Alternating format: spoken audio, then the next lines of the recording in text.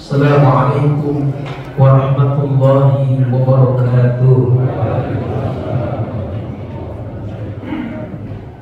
Alhamdulillahilladzi syara'a lana bi syari'atil islamiyyah wa allafa baina qulubina bil ukhuwatil islamiyyah wa amarna an nusliha ma'ishatana li naili ridha was sa'adah wa naqumu bil wajibati fi ibadatihi wa taqwah. Asyhadu an la ilaha illallah wahdahu la syarika lahu wa asyhadu anna Muhammadan 'abduhu wa rasuluhu la nabiyya ba'da. Allahumma shalli ala Muhammad wa ala alihi wa ashabihi wa man tabi'ahum wa wala, amma ba'd. Hadirin hadirat jamaah al-muhajirin yang saya hormati, alhamdulillah kita masih berada di 2/3 dari bulan suci Ramadan. Sebentar lagi kita akan masuk di 1/3 akhir dari bulan suci Ramadan. Mudah-mudahan sepanjang perjalanan ibadah Ramadan kita, seluruh amaliyah ibadah kita diterima oleh Allah Subhanahu wa ta'ala. Insya Allah memberikan kekuatan, kesehatan, kelancaran kepada kita semua sehingga kita bisa melaksanakan ibadah Ramadan dengan sebaik-baiknya. Amin ya rabbal alamin. Hadirin hadirat rahimakumullah.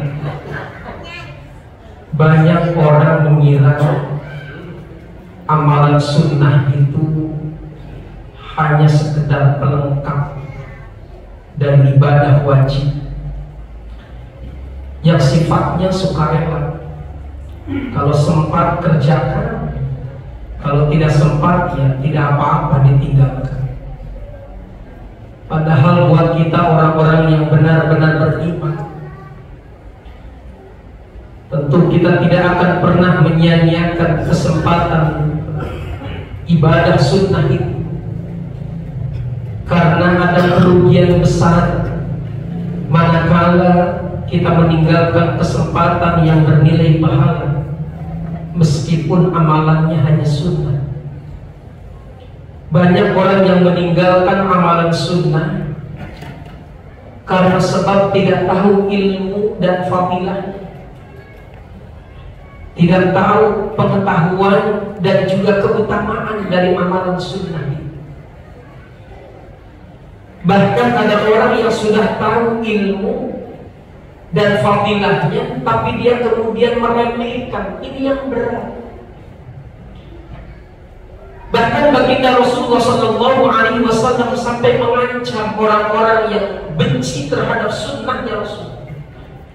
Dalam sebuah hadis riwayat muttafaq alaih Bukhari dan Imam Muslim, baginda Rasul bersabda, "Faman raghiba an sunnati falaysa minni."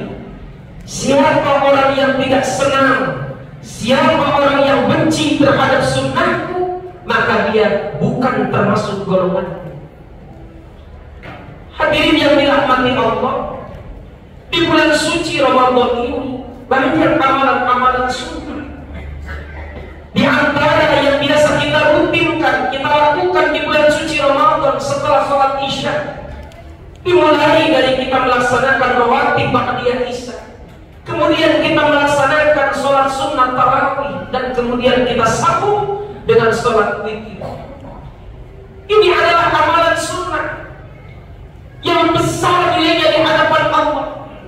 Tapi tidak sedikit di antara saudara-saudara kita mereka yang enggan untuk melaksanakan ibadah ini, entah karena sebab mereka tidak tahu ilmu dan fadilahnya, atau jangan-jangan mereka menganggap remeh terhadap amalan sunnah yang dicontohkan oleh baginda Rasul ini. Hadirin yang dirahmati Allah, sekedar pengingat buat kita semuanya yang biasa melaksanakan amalan sunnah, setidaknya terdapat banyak fadilah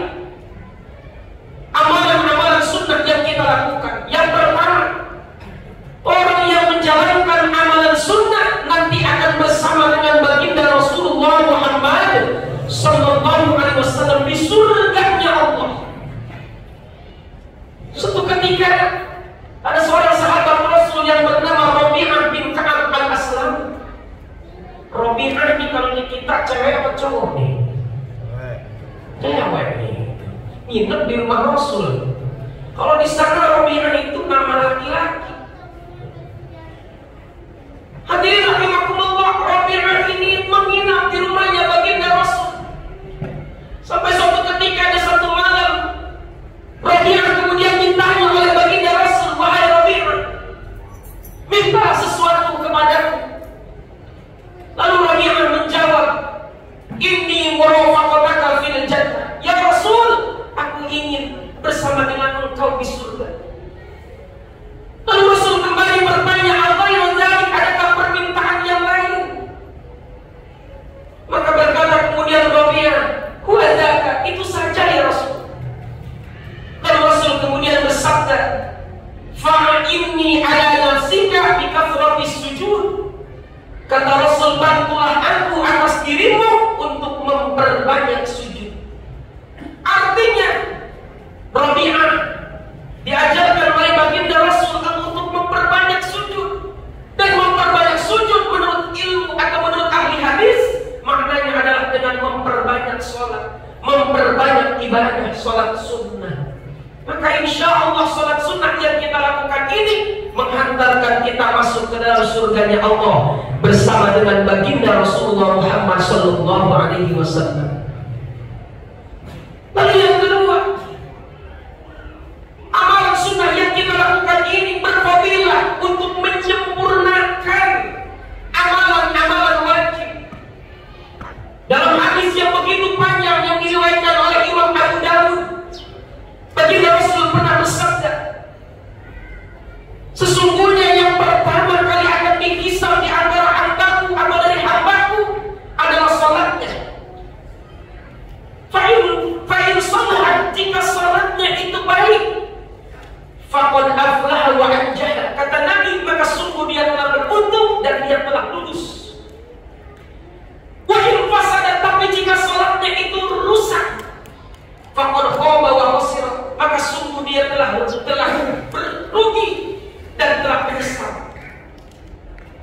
Hadirin yang dirahmati Allah, fa in taqasa, dan jika kurang min fardhihi, dari amalan-amalan yang fardhunya, salatnya ternyata banyak kekurangannya, maka kemudian Allah berfirman kepada malaikat, "Ya malaikatku, unzuru ila abdi min nawafil." Lihatlah kepada hambaku dari amalan-amalan sunnah yang dia lakukan waktu hidup di dunia. Kalau ternyata ada di antara amalan-amalan sunnah pernah dia lakukan waktu hidup di dunia, maka tambahkanlah kemudian kepada nilai pahala wajib. Hadirin yang dirahmati Allah, jadi amalan-amalan sunnah menjadi penyempurna amalan-amalan wajib. Kita tentu saja berharap agar ibadah-ibadah yang biasa kita lakukan, ibadah wajib yang biasa kita tunaikan, sempurna. Tapi pertanyaannya, bisakah ibadah kita menjadi sempurna dari ibadah wajib? Maka kalau seandainya ada kekurangan, ibadah sunnah inilah yang akan menambah dan menyempurnakan dari amalan-amalan wajib.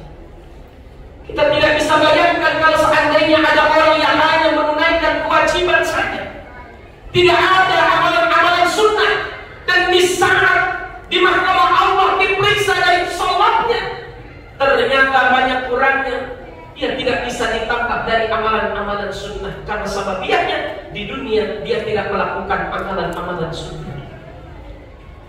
Dan yang ketiga, jamaah sekalian, orang yang biasa mengamalkan amalan sunnah akan dicintai oleh Allah Subhanahu wa Ta'ala.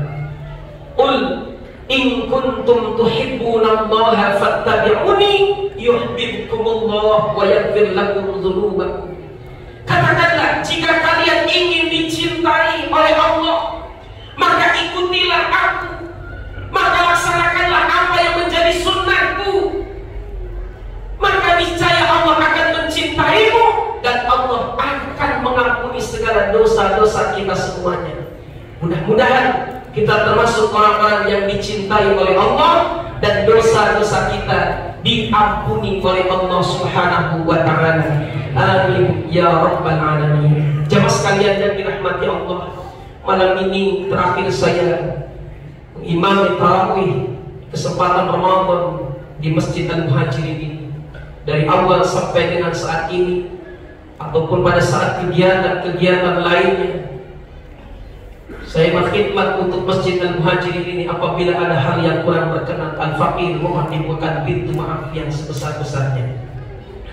Mudah-mudahan Allah Subhanahu wa Ta'ala memberikan kepada kita keberkahan, Allah memberikan kepada kita ridhonya dan maghfirah kepada kita. Insya Allah wasilah dari Ramadan yang ada dan bersama kita ini, Allah menghantarkan kepada kita kebahagiaan dunia dan kebahagiaan akhirat.